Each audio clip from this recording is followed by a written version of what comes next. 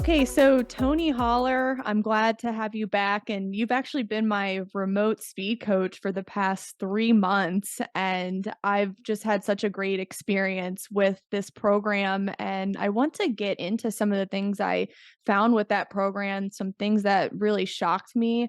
And the first thing I want to start off with is that first workout that I did. So I was preparing to go back to play soccer in an adult league. And I hadn't played soccer in, I think, 6 years was my last competitive game, and I've just been doing strength training, and I've had no sprint training since that last game, and going into that first workout, I thought I was going to be really sore, but the next day, I felt fantastic. And I was like, "Okay, that's a little bit weird," but at the same time, I kept hearing you say in my head, "Well, tired and sore are the enemy, and they're not the goal with speed training." So, do you wanna just expand on that a little bit?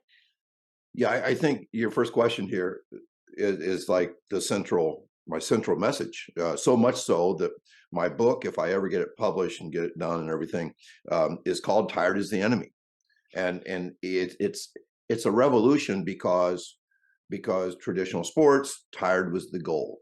If a coach did not get an athlete physically exhausted, then they were not getting enough out of them. They weren't teaching them toughness, uh, fortitude, all the things that make us better at life. Was thought to be really hard work, embracing the grind, being okay with being miserable and not feeling good. Speed training flips that, which I think is such a healthy thing that when we say we only train when fresh, I think it causes our brain to start thinking, what do I have to do to be fresh? Which you could insert healthy instead of fresh and say, what do I have to do to be healthy? Which is something that you're all about. You want healthy athletes, you want healthy human beings. So that first workout is sometimes you do wake up sore the next day because you're doing things you haven't done. And everybody's experience is slightly different. But what you did on that first day was a 15-minute workout, but it only included 60 seconds of work, which in itself is mind blowing. Like, what?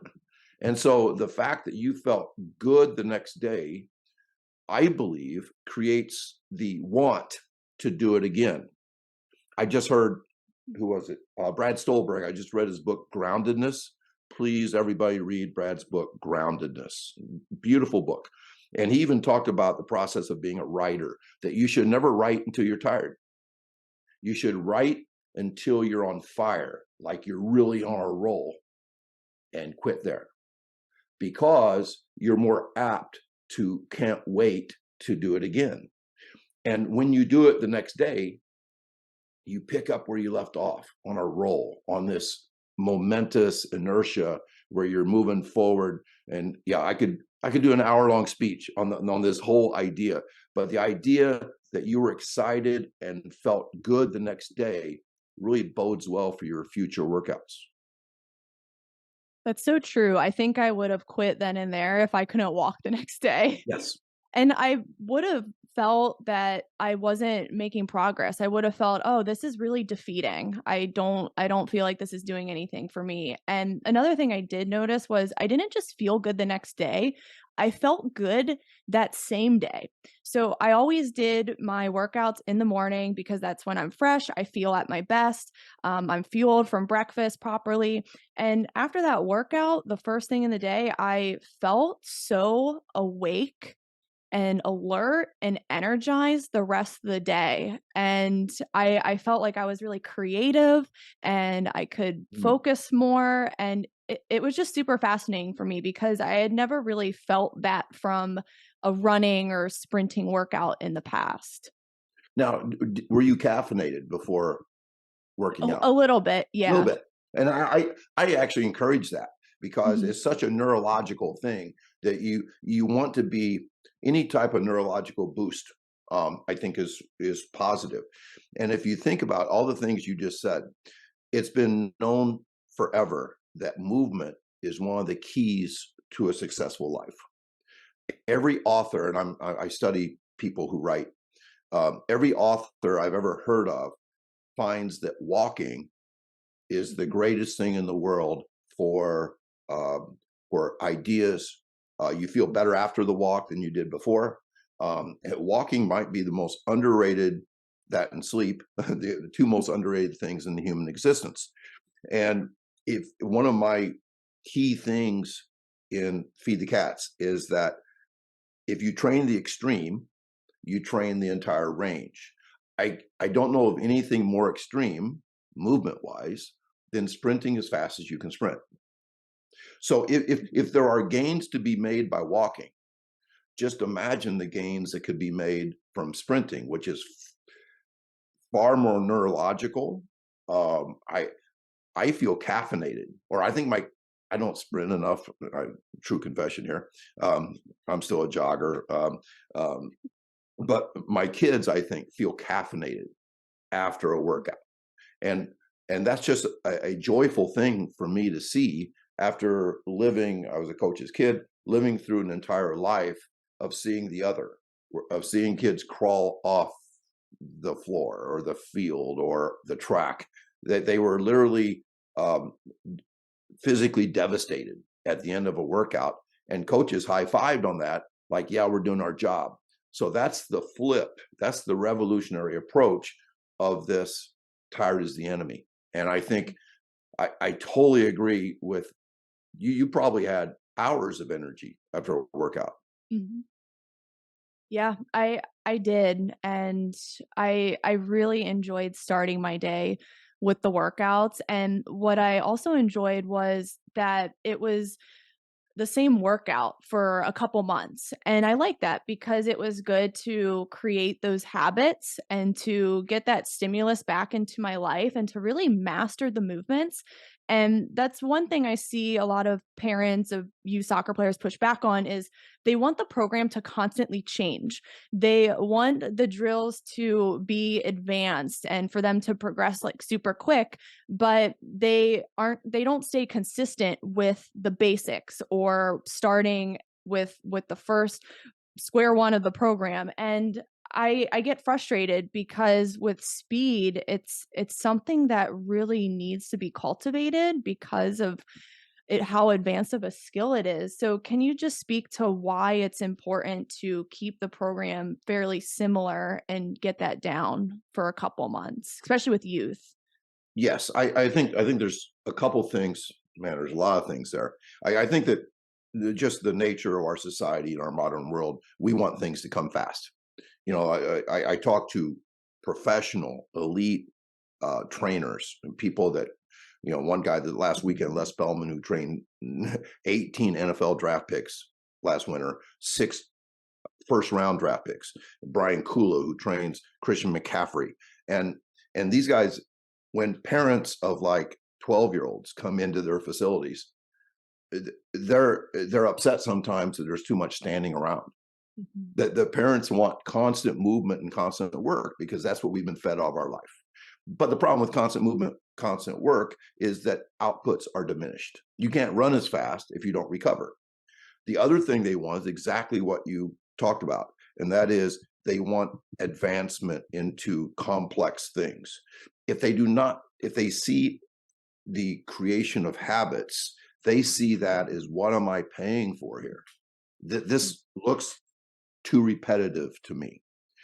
And that goes to John Wooden's 8 laws of learning, which I state all the time, which is the first law is you explain, and then you demonstrate, and then you allow imitation. And then it's repetition, repetition, repetition, repetition, repetition. And people are too impatient these days to allow for repetition. I believe a baseball player needs to hit a baseball 10,000 times. I mean, are we going to start doing advanced drills or something? Or are we going to do what matters? And I think sprinting is such a fundamental of all sports that you have to start being repetitive. You have to create a habit. And of course, the atomic workout that I gave you, the idea of that came from another book that everybody has to read. It's called Atomic Habits. And you don't form habits by having 2-hour workout sessions. You form a habit by doing the minimal effective dose. Create the habit, want more like you did, and then become more and more optimal once that habit is established. And you are exactly right. In our impatient world, parents would rather not pay for that. So they end up paying for charlatans. They're just doing stuff to make money instead of improve the athlete. That's so true, and those are usually the people who tend to program hop, and after Oh, just a month, they just are like, "Well, this isn't working for me." But those are the people who haven't stuck with the 2 to 3 times a week of getting their sprint workouts in, and it's frustrating because after these 3 months of doing these workouts with you and just doing 15 minutes twice a week, and then in the last month, I bumped it up to 3 times a week, my miles per hour number, it's soared in just that small amount of time, and I just can't repeat enough how powerful it is, especially for youth too, who've never been exposed to this stimulus. They're going to see that miles per hour number improve a lot quicker, right? yes, and it is. I say the speed grows like a tree, but when Mhm. you're timing and record ranking and publishing your times, and you stay focused over an 8-week period, you will see gains. And Mm. I here's a question for you. Many people report back to me, especially people as they're aging and so forth, that they actually feel younger as they get faster. 100%. I was just gonna say, I felt like I was in better shape than when I was a college All-American. Isn't that something? I mean, And I now I'm in my 30s, I just turned 33, so it's like, yeah, I feel very healthy and powerful too. yes, Mm. and I use the Dylan quote. I was so much older then. I'm younger than that now, and I don't Yeah. think it was such a beautiful paradox of a statement. But I think that, or as Tom Petty says, "Never slow down, never grow old." I don't think he practiced that. I don't think he lived a real healthy life. But it's a great quote, and I think that if we would not have been sold this jogging craze 50 years ago and would have been sold a feed the cats craze 50 years ago, I think we would have been a healthy, younger generation. Mm. But like I said, I just got back from a long run because that's what I was sold. And those are the habits that I created back in the 70s. And those habits are hard to break. Now, if I could go back, I would do what I prescribe to people like you, to sprint in very short doses. And I would argue that 15-minute atomic workout is a lot more fun than a 3-mile run. 100% is. And you look forward to it way more, but the one thing that kinda got me, and I started to notice myself getting a little impatient, was the rest time between the 10-meter flies, and I understand why it's 5 minutes and or more, and maybe you can get into that, but I found myself at, like, the 2-minute mark. I was like, "Oh, I wanna go again." You But feel then fun. I was like, I really want to make sure my time on that second set is very similar to my time on the first set, and I cannot do that if I rest 1 to 2 minutes. So I was like, I'm just gonna enjoy the sun and looking at the willow trees in my neighborhood and just Mhm. get that 5-minute rest. And then on that second set, I was flying and it felt great and the times were similar. So, can you just get into the importance of that long rest time and why most sprint workouts, when you look at them from the outside in, a lot of us are just going to be standing around? Yes, and what it is, it's really biochemical. I'm an old chemistry teacher at the cell level. Some of you probably have a vague remembrance of ATPs. ATPs is the Um, that's the currency of energy in our cells. Well, you can feel mentally, physically, physiologically fine after a minute or so, after a 5-second sprint. And basically, no matter how, if you're ever getting to top speed, it's a 5-second sprint. And so you need 1 minute per second of sprinting. Now, you don't need that to feel good again. You don't need that to do it again, but you won't be as fast. And so, like, I train about, in the off season, I train about 30 kids, and I'll train them today. And there will be a young kid or something that they'll run a 10-meter fly or a 40-yard dash, and they'll walk back, and I see they're running again right away, and I'm just like, okay. And then they run, and they're like 2 miles an hour slower, and they're like, what? Gee whiz! I'm like, because my kids either swear or they celebrate after every time, which that's what we want. Not necessarily the swearing, but yeah. So anyway, I say, okay, Antonio, that's what happens if you don't take 5 minutes rest. And he goes, oh, okay.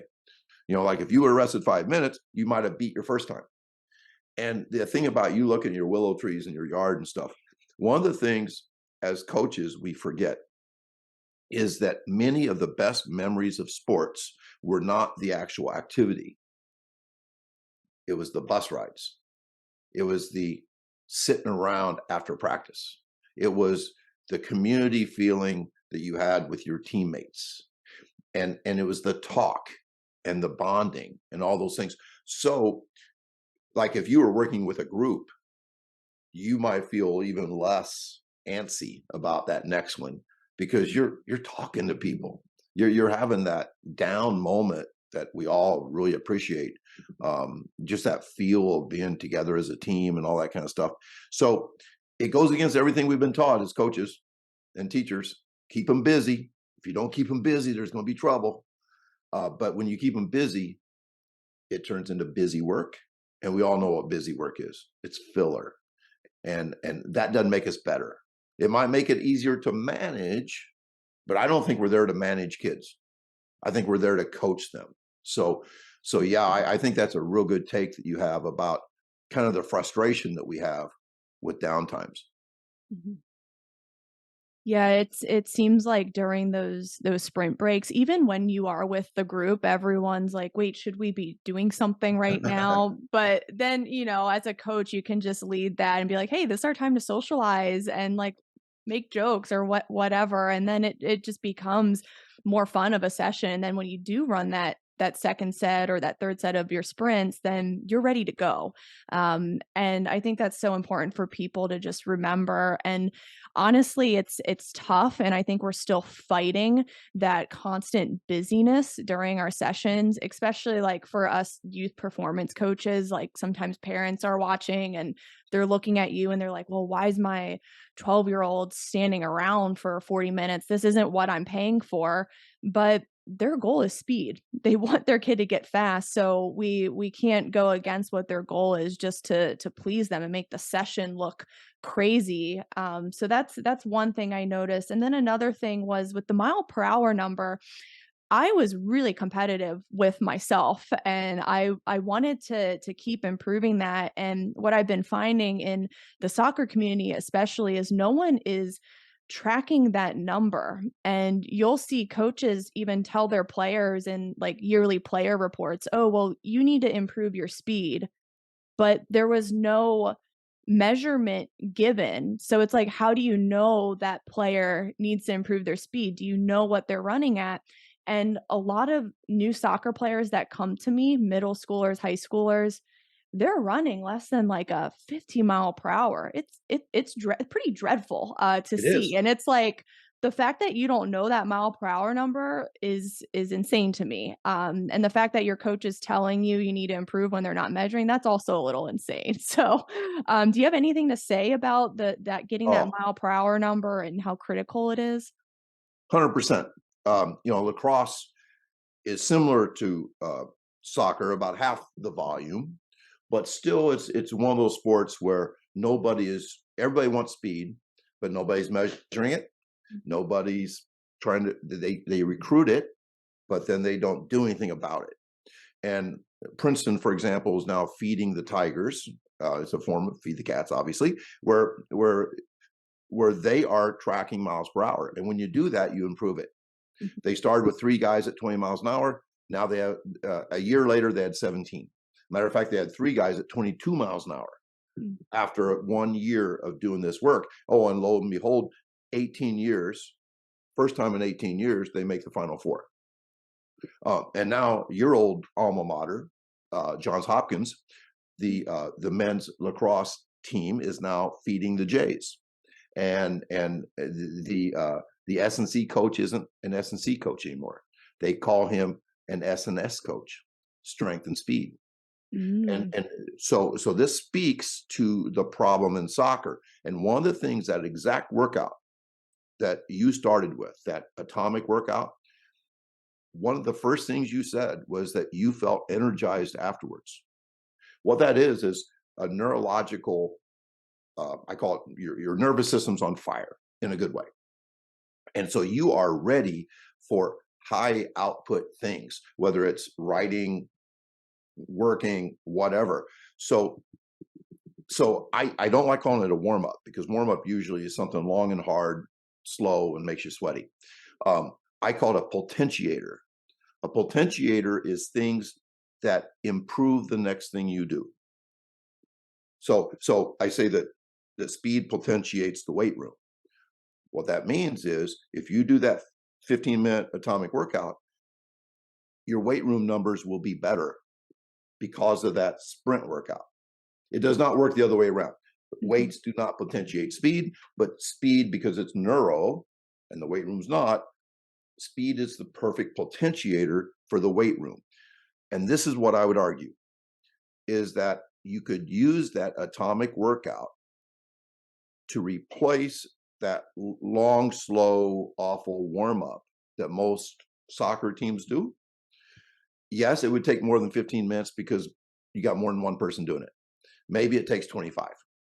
But what you get is 2 mile per hour times, a couple times a week.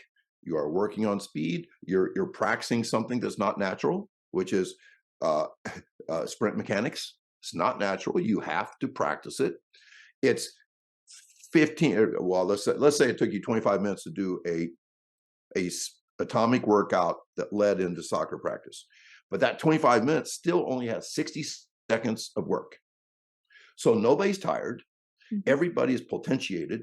Everybody's nervous system is like, bring it on, baby. Well, that is the perfect lead in to soccer practice. So you could develop speed, measure speed, and improve your soccer practice by adding a brief speed workout before the soccer practice itself. And then I would also argue that you need to stop doing stuff at the end of practice that ruins the next day. You know, the grueling conditioning type stuff that kind of counteracts everything you're trying to do. I'm glad you mentioned the warm up because that's another thing. I started to rethink my stance on the traditional light to moderate soccer warm up that we've been doing since the 90s.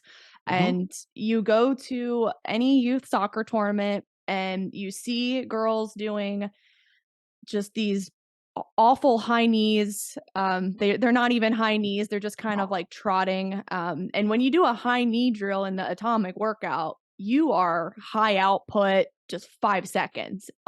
So I started to rethink my stance on the traditional soccer warm up and starting to consider the idea that you just mentioned of prescribing this speed workout before soccer practice and getting that speed stimulus, improving performance, and also to some extent reducing chance of injury. Amen. Would you agree with 100%. that? Oh my goodness. We just completed probably the best sports performance clinic in the world, I swear to God. Last 3 days in Chicago. And me and Chris Corfus, we host it every year. And someday you're going to speak at it. And everybody says that exact thing.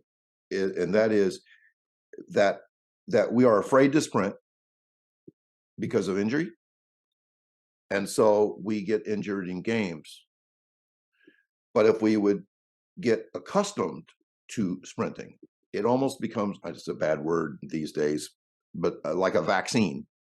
Like Mhm. we are inoculated against speed-based soft tissue injuries. The Denver Broncos this year have had their season ruined by 11 hamstring injuries. When 55 guys have, when 11 of the 55 have a hamstring injury, you're doing something wrong. And I would almost always predict that it is a lack of that sprint stimulus in off-season training and in general training, like maybe doing it in a warm-up instead of doing worthless 30 minutes of getting tired, that would prevent injury. And then of course there's, like you said, there's so many other benefits. Mhm. If you're timing, you got to track those times. I believe the speed is the best barometer of the health of an athlete you could possibly do. So if you have an 18-mile-an-hour girl, which is that girl's recruitable. I mean, that's Mhm. fast. Okay, if you have an 18-mile-an-hour girl and she comes in on Monday running 16, you need to have a talk with her. Let's find out what's wrong. If you have an entire team that's 2 miles an hour slow, then you got to have a talk with yourself. What are we doing to detrain the type of movement in our sport that wins? Walking and jogging does not win soccer games. It's the high outputs that do. Mhm. And so you cannot, you should not be training that those 8 miles of just moving around. You should be training those 12 times in a soccer game that win the game, where somebody has a burst, massive acceleration, and beats everybody. Those are the things we need to train. Mhm. So just to play devil's advocate here, I do want to get into the podcast you did with Joel Reinhardt and Andrew Cormier and some of the data that they collected in a soccer match. I think it was for men's college. So I have some of the numbers here. So they ran, most players ran 9 miles in the Yep. game. So that was about 17,000 yards of running, and only 280 yards of that was sprinting. So a lot of coaches will argue, well, sprinting's just a tiny percentage of the game. What do you say to those coaches? That's the perfect question, and I love the word counterintuitive. I gave like an entire presentation on the paradoxes of coaching, the intuitive. I don't even know if that's a word. The counterintuitive nature of training. So intuitive would mean they need to be prepared to run 9 miles, Mhm. and that's not dumb. That's what seems like we should be doing. But if you picture um, what a college athlete that runs 9 miles a day looks like, I don't think that's the soccer player you're after. They are, they look more like a marathon runner, and God bless marathon runners. Um, but they're 5'5" and they weigh 118 pounds or 106 pounds. That's when I see great soccer players in the men's or women's, they are strong, explosive. They look like they belong on a track team. Not not run the 2 mile. They belong on a 4x1 team. They are fast, explosive athletes. And when they, it's so cool that they had me on because I'm not a soccer person. I literally was probably the only American that did not watch 1 second of the World Cup. So all of your audience now is just turned off the podcast. But bear with me. They had me on because I don't think like other people, and we learn by cross pollination, not by getting in a silo, getting in an echo chamber. We learn by being challenged. So when they told me these things, very similar to your question, I asked, describe the best player on your soccer team. And they almost like smiled and looked at each other because they knew where I was going. They said, well, fast and explosive. I go, okay, so maybe we want to train what makes the best the best. Now, some people would still argue that fast and explosive is genetic and can't be trained. And you and I both know that's not true. Those same people will go in the weight room, and I'm like, excuse me, weight room guy, meathead, Neanderthal, whatever we want to call him. Is strength genetic? And they, well, yeah, but it's improvable. Mhm. Yes, it is. Okay, is speed genetic? Well, of course. I go, well, guess what? Speed is trainable too. We can move the needle on speed with every athlete. I would argue the slowest athletes, you can move the furthest. The ones that are super elite, like if you ever had a 20-mile-an-hour girl, you're going to see less gains with her than you will with that 15-mile-an-hour girl because she's already close to her ceiling, maybe. I would still argue if you could improve that 20 to a 21, you have like maybe the best in the world type of soccer player. You know, it's still important, even if it's a small game.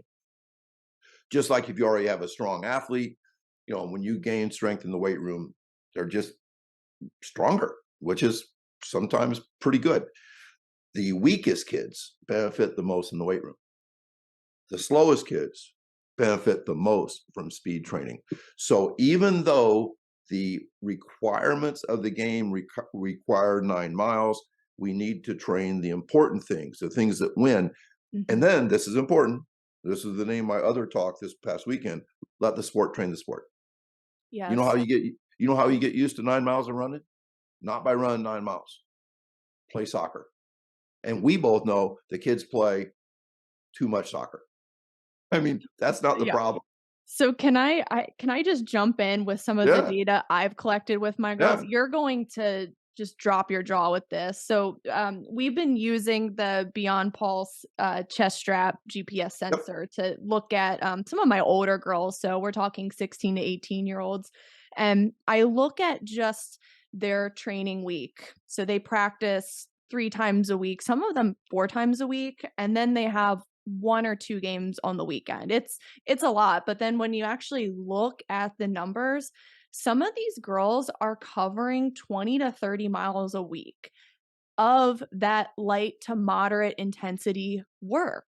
So it's like, okay, they're already well prepared for that 9 Over miles in prepared. the game. Like they're overtrained in that sense. Yeah. And then I look at the high speed running, it is so tiny, and that just showed like they're not getting that speed stimulus. And then when we look at what happens in the game, they're only getting maybe 200, 300 yards of high speed running out of 17,000 to 20,000 yards. So just looking at that practice and game week, I was Mhm. absolutely floored, and it just reaffirmed why that speed training is so important in their schedule because they're getting enough of that running, that jogging and walking, and it's so much. It almost makes me think, when do we have time to train speed within the youth Oh, schedule if we have to train fresh? yep. So I don't know what your thoughts on that are. Well, 3 things popped into my mind. You know, that when you let the game train the game, it's gonna take care of capacity and endurance more than anything. Mhm. I think we would both agree the thing that's not trained in the game are those important qualities of speed and explosiveness. So what Mike Whiteman, a friend of both of ours, um, talks about, and I love this, is that we need to look at soccer kids as kind of like you know, like stupid teenagers that don't eat right. Not I should say stupid, but you know, teenagers that don't eat right. Well, if they're not getting certain nutrients, let's don't feed them more of the stuff they're getting. Let's supplement their diets with things that will matter. So, so if we look at, they're getting enough volume, as your numbers point out, during a soccer type week. Now we have to find ways to supplement, and he calls them apex predators, and I've Mhm. totally stolen that.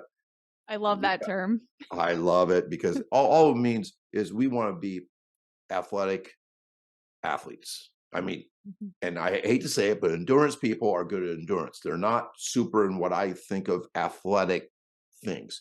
And that is sprint fast, lift heavy, jump high, jump far. And I've added another thing, that's bounce. I think bounce is like a reactive thing. And I think it's like, I think it's not the same as jumping. Jumping is more like power. And Mhm. I think that bounce is reactive. So, my, I go sprint fast, lift heavy, jump high and far, and bounce. Those are the four things they need supplemented on. Now, turning this all back to your question, when do we do this? I think we go back to our previous talk, and that is, when are they fresh? Hardly ever. Probably the best opportunity is the warm up. Mhm. But what do we do in the warm up? We literally get them semi fatigued in order to go into practice and prevent injury. But yeah, they still get injured because they're not used to high speed, high explosive things. So, what if we took that atomic workout and made that, replaced our worthless warm up with something that matters?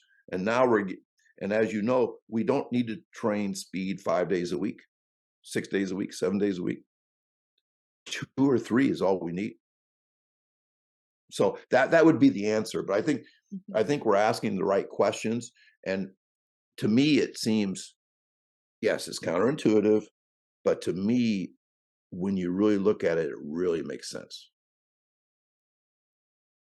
It does, and I'm becoming more sold on that idea of putting it into the warm up because that youth schedule, it's so hard to even just find time. So it's almost like the onus is on the team coach to microdose that speed throughout the week. So for like a youth player who practices 3 times a week, they have a game on a Saturday or Sunday. Would you recommend they start with just 1 time a week on that Tuesday and just slowly seeing how they adapt to that and then adding in that second day during the season? Because Yes. sadly, we have to keep in mind, like, they also have skills trainers. They might be on their school team and their club team. So it's a disaster, you know?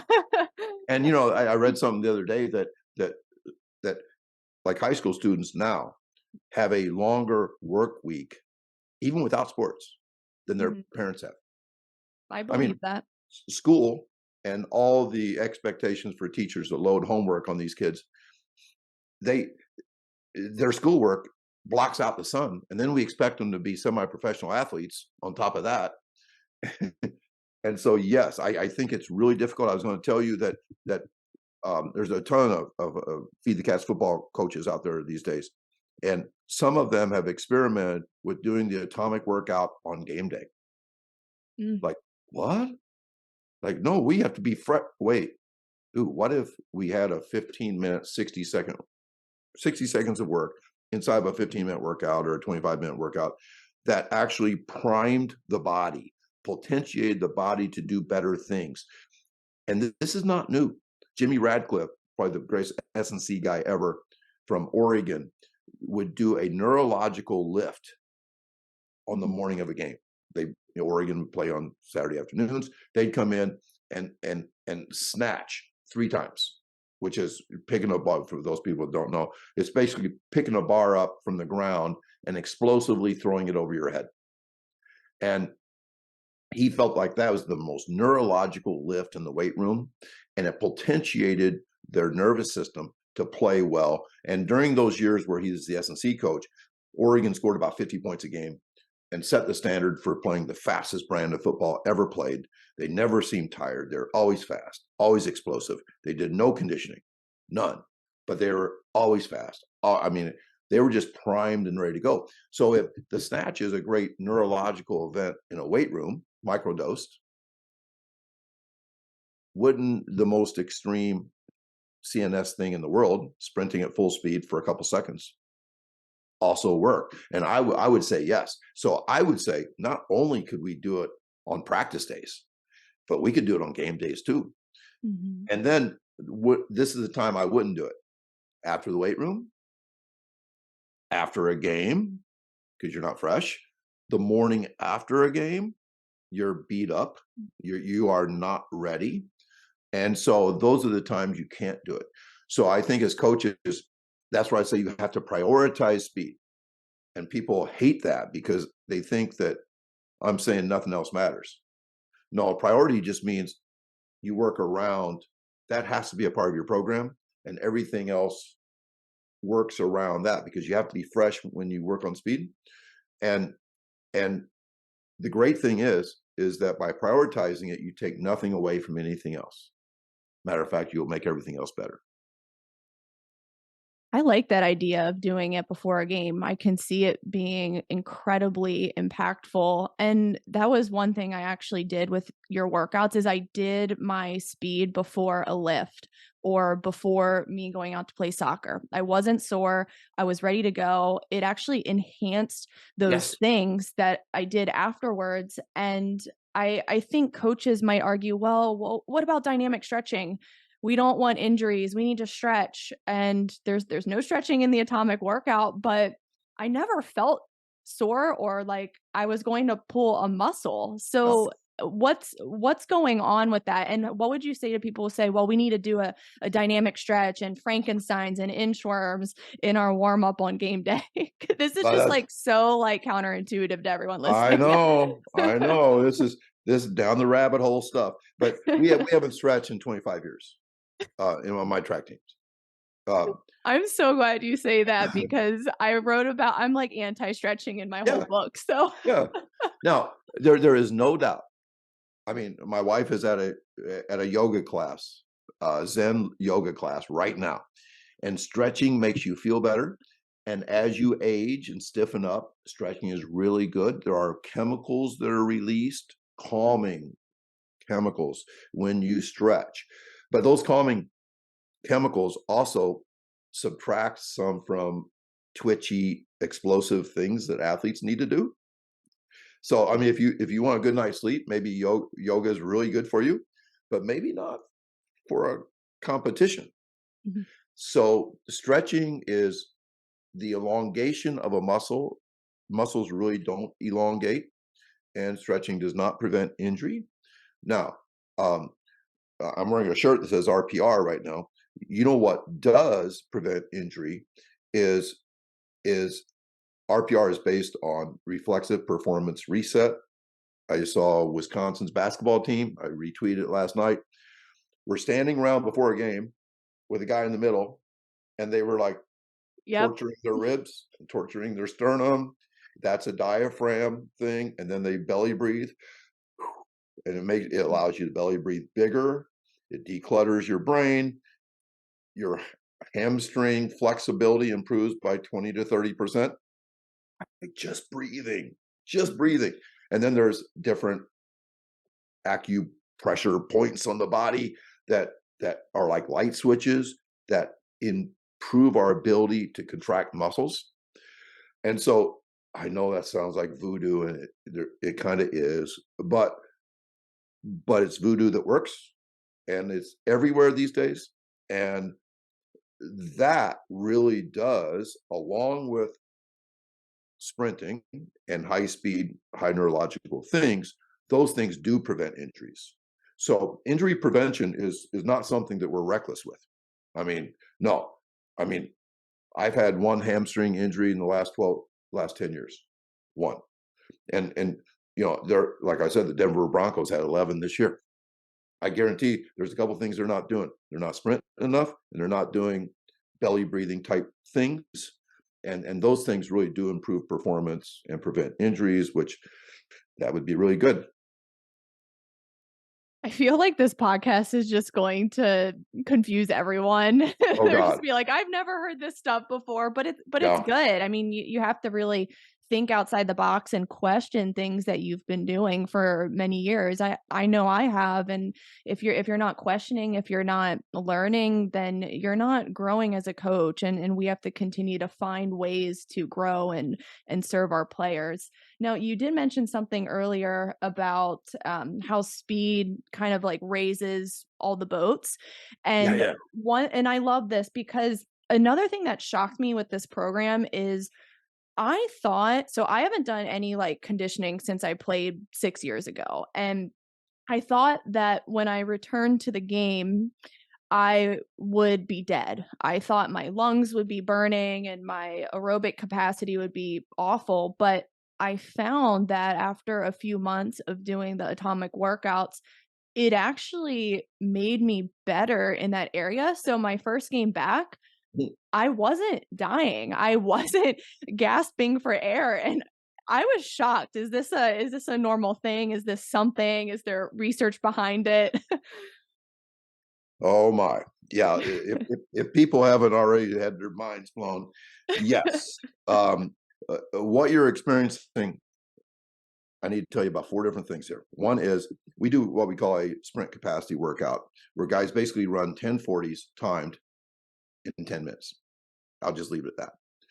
What I've found is that every single time we do it with 10 guys at a time. The number 1 ranked guy in doing those 1040s is always the fastest guy.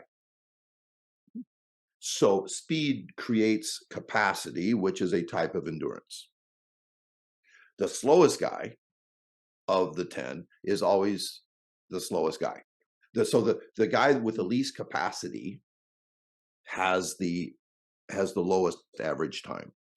In speed endurance work, we don't call it speed endurance, we call it lactate work. The fastest guy always can sprint the furthest. The slowest guy gets tired first. So speed creates endurance and it creates capacity. You know how some of these teams have this, 1 mile run, as a conditioning test or a shuttle test, or 16 110s, which is 1 mile of like fast running. Well, Christian McCaffrey is trained by Brian Kula, and his off season does no endurance, no capacity work at all. All they do is 5-second work, 5 seconds, recover enough to have high outputs again. They do nothing to prepare for that stupid conditioning test. And believe it or not, NFL teams, several still do have stupid conditioning tests. Just because you're making millions does not mean you're not stupid. Matter of fact, I would argue there's possibly more stupid people at high levels than at the grassroots levels. So McCaffrey wins his conditioning tests. It should have killed him, but he wins the conditioning test. And that is because you become more athletic. So yes, speed is a tide that will lift endurance and capacity. Obviously, it lifts speed. It lifts, I believe you're more skilled the faster you are.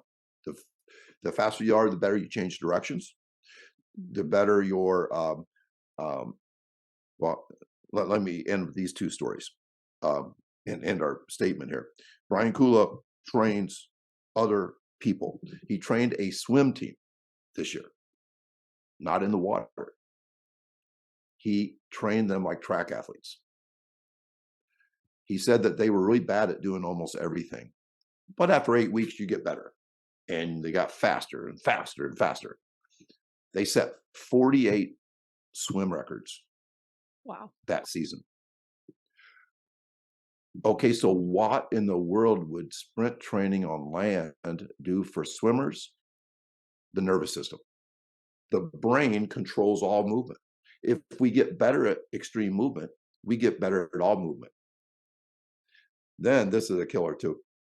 He trained a very good young female golfer. She was, like teenager, traveling national tournaments. I mean, she's really, really good. And they never trained with the club. They trained sprint training, athlete training, high outputs, explosive, fast. Her club speed improved 7 miles an hour. Wow. Just think about that. Wow. She had the ability to swing her club faster.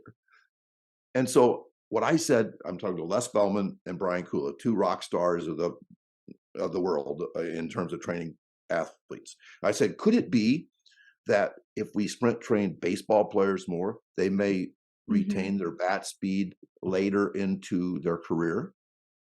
They said, for sure. Well, guess what? The Willie Mays and Mickey Mantles of the world that lost their swing when they were like 38, what were they never doing? They were never sprint training, ever. They would run, they would maybe lift heavy things, but they lost their bat speed. And when you lose your bat speed, you can't play anymore. So why they didn't lose their bat speed because they got weak physically. You can be stronger at 40 than you were at 30, but your nervous system slows down. So that nervous system must be trained. How do we train it? Sprint. Wow, those are some great stories with the swimmers and the golfer. That's just incredible. And now that you bring that up, I'm just thinking about some of my fastest girls who are over 18 miles per hour, and they never complain about their endurance. They plow through the whole game. They have more than enough energy in the final minutes or going into extra time, and there's really something to this when you look at people's numbers and the fastest athletes and the fruits of their labor, I guess you can say. But yeah, it's fascinating. But we still get pushback from the soccer community because they'll talk about the concept of max aerobic speed. Do you hear that a lot? Yep. So I think it's in what some are textbook. It's in some textbook. yeah. You know So what I mean? full disclosure, I've never used MAS, and I know like the soccer sports scientists and the EPL and on Twitter are gonna like get mad at me for it, but Yes. I work with youth and I'm not gonna measure that. And my fastest athletes have the most endurance, so I really don't know what to say. But and I know Mike Boyle hates on max aerobic speed a lot. So Yes. what are your thoughts on MAS now that we got everyone tuned into the discussion? Oh my goodness. Yeah, this we're gonna get some hate letters, but that's okay. We're an You hour know, in, so this is oh my concerning. goodness. It's felt like 15 minutes. Um, the that whole thing, like I said, I think is in a textbook. And the stuff that I am saying and Brian Kula is saying and Les Bellman saying, like Les Bellman said that the Philadelphia Eagles don't say they feed the cats, but they pretty much are. There's more standing around at a Philadelphia Eagles practice than any other team in the NFL. And I think they're like 12-1 or something. It's really paid off. They've had no injuries. They compete at a high level. They don't fall apart in the fourth quarter because of lack of conditioning, even though they're not doing any conditioning. And so it's one of those things that I've fallen out of favor with Bill Maher in the last couple of years. But he used to say, "It may not be a fact, but I know it's true." Like I don't think I can. Sometimes people like, hey, I want to see the research papers that say what you're. I don't have any of those, and I can't read those damn things anyway. I mean, they're like over my head. I mean, those people don't talk. They don't talk like a high school chemistry teacher talks. At least a good high school chemistry teacher like I was, where they talk in simple terms that are easy. I just know it's true. It just happens over and over again that over-conditioned teams still get tired. I have a Yeah. question. So coming back to people who ask for the research studies, wouldn't your over 40 years of coaching and looking at the numbers Mhm. be considered a research study? Um, I, I think it makes my points valid, Mhm. or I think there's some validity to my points. But being a science person, I realize it's not been double blind tested. It's not been published and for peer review. The things that make science science. So I believe that what I have is anecdotal. What I have is a mountain of anecdotal evidence combined with all the people in this vast network that somehow I've found myself in the middle of in the last 10 years. just a mountain of anecdotal evidence that all comes back to the same conclusions, that we want fast, athletic, explosive athletes. And what's crazy is, I believe it's true even in endurance sports like cross country. I say let cross country train cross country. Away from cross country, let's make athletes. Let's have them throw med balls. Let's have them go over wickets. Let's have them jumping. Well, we don't jump when we run 5 miles, right? But the ability to jump will make you more efficient in those things. Athletes will become better at endurance because they're more athletic. So even in the ultimate endurance things, so the pushback from those people, and you need to realize this too, and no, you understand this totally, is that we're all tribal genetically. We all join groups for security and safety, even though the groups we join today do not improve our security and safety. Being a Republican or Democrat does not make us more likely to live to child producing years. Joining a church doesn't. It used to be if you didn't join the tribe, you would die in the woods. And if you're in the tribe, then you had the protection, physical protection of a group of people. So we are genetically geared to join groups. And I believe one of the biggest groups in the sports community is tradition. The soccer coach is going to feel more secure being traditional. And they find people like you and I who are questioning tradition to be threats, even though it's surely not a physical threat. Even if they join our little tribe, they're not going to like die in the woods, but still they have that DNA where they want to be traditional because they feel secure and nobody questions, like, your soccer team's not doing enough conditioning. Man, that destroys a soccer coach because that's traditional and they want to be a part of that tribe. So yeah, it's kind of like they will perceive these things as threats.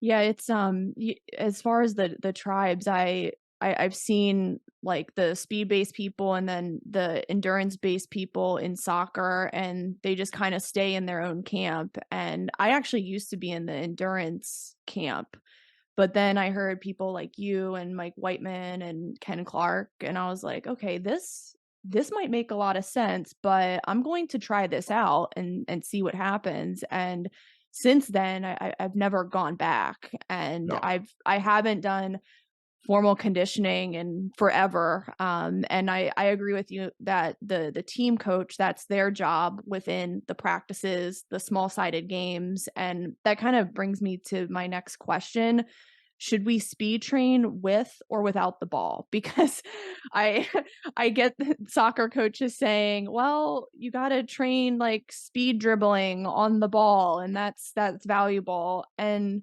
my thought is, well, you can just accomplish that in a 1v1 drill. Um, and then you can train your absolute speed separately from that. But I think coaches have trouble like distinguishing the two, and they think everything needs to be done on the ball, everything needs to be sport specific. So, what are your thoughts on training speed with the ball?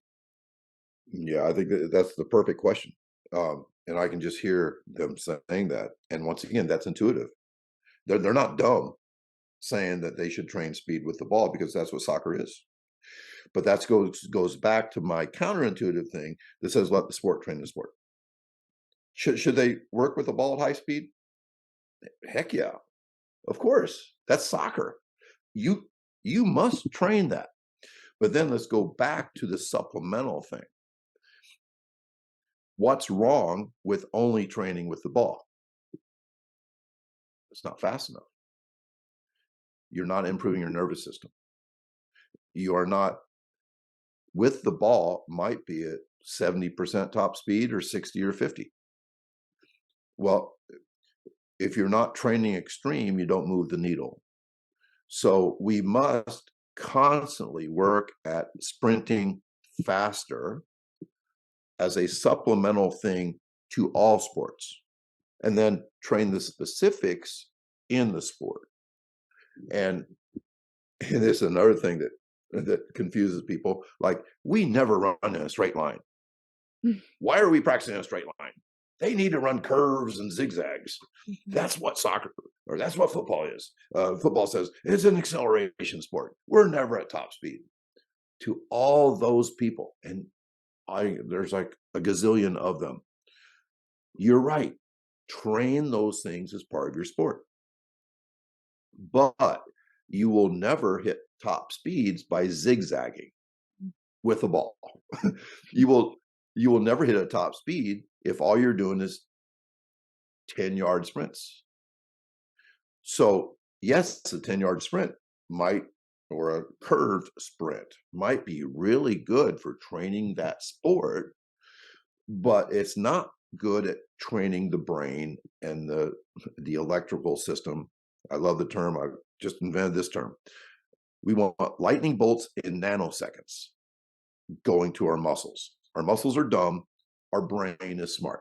We want lightning bolts in nanoseconds going to, and that what creates a very athletic, explosive, fast athlete. And as you know, what is the exact thing that's never done? That. We just don't. We train everything but the nervous system, and the brain always wins. You're right that players there's no way they can reach that top MPH and improve Yep. that with the ball at their feet, or running a curved, or just a sprint that's not a straight line. And I think you'll find this funny. So this past weekend, I put one of my slower girls against one of my faster girls, and the faster girl had the ball at her feet. The slower girl was without the ball. The slower girl still won the sprint without the ball. And I just thought it was funny because we actually filmed it because I'm going to be presenting to coaches, but every single time the player with the ball is going to lose that race. And the miles per hour is just a huge difference. They're usually in the single digits on the ball, which is, it's not enough. It's not enough to improve speed. And I just thought it was funny doing that drill and putting those two side by side. That is the absolute perfect. I mean, yeah, you need to send me that video. I'll post it on Twitter. There you go. I'll just copy it, and yeah, I'll try to remember to give you credit. But that is the perfect example. Now, you probably were doing a really good thing for the slower girl because she was extremely sprinting in a straight line, hopefully with the wind, and like working on her nervous system. Whereas you're doing a disservice to the girl with the ball. Yep. Because there are no improvements. You say, well, that's good for her to work with the ball. Do that in soccer. Let's do straight line sprinting with the wind. And if we can run on a track with spikes, that's even better because you're going to be more extreme in your speed in spikes on a hard surface, timed with the wind on a track, than you are soft shoes on turf with a ball, tired against the wind. You want to maximize. It's really pretty simple. You want to be as fast as you can be several times a week. Not by several, 3 to 6 times a week, as fast as you can be. And you're only, by the way, like if you do the atomic workout and you're doing 2 sprints, you're at maximum velocity for about 4 seconds total. But that 4 seconds might be the most important thing you ever do. It's weird.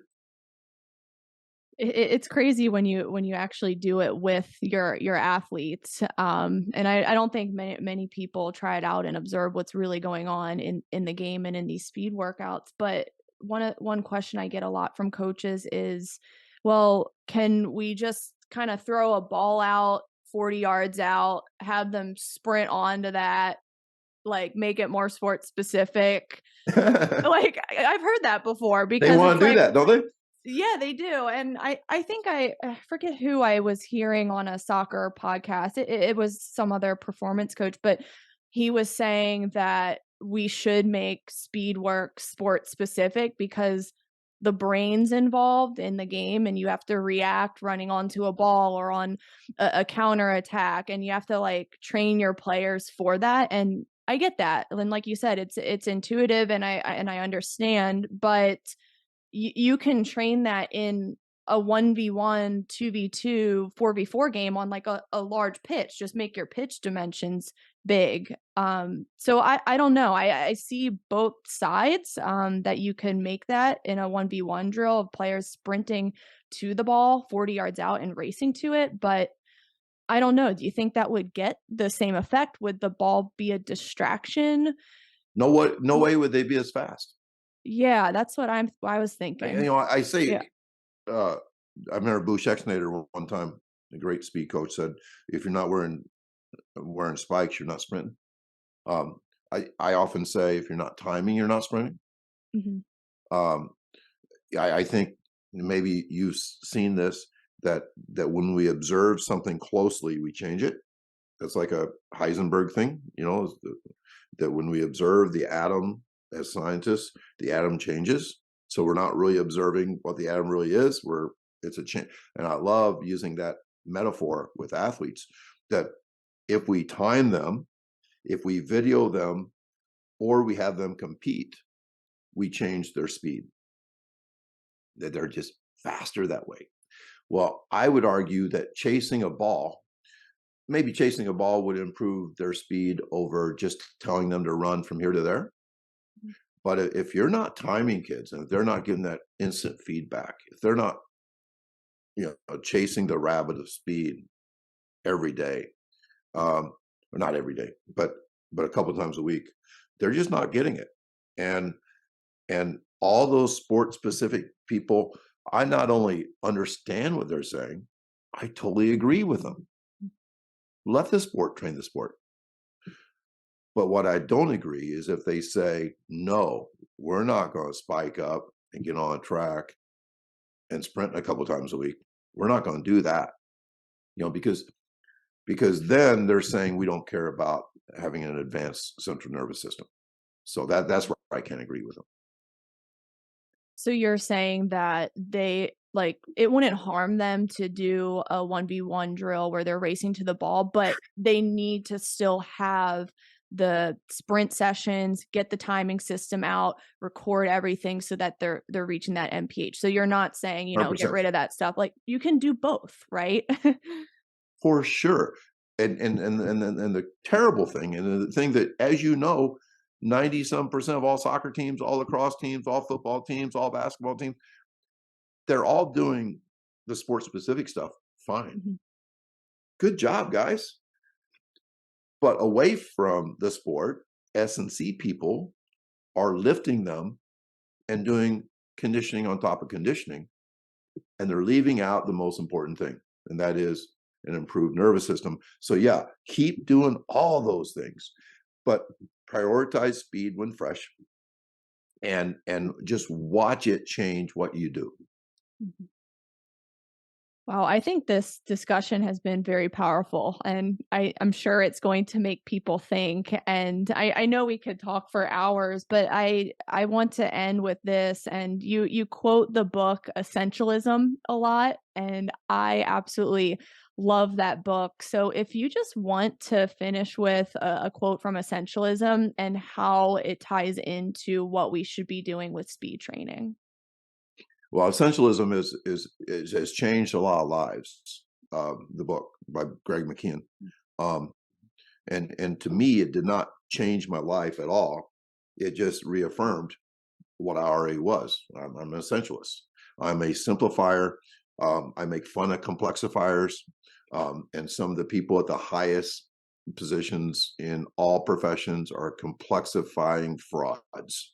I, I've been lucky enough to in the last 10 years to be around some of the top people in the sports field, and the the number of frauds is very high. And so I think the essential quote from essentialism is do less and achieve more. Um, as soon as you say that, as soon as you say that our soccer practice is only going to be 90 minutes, as soon as you say that, you will make it better. Let's say it's a 3-hour practice.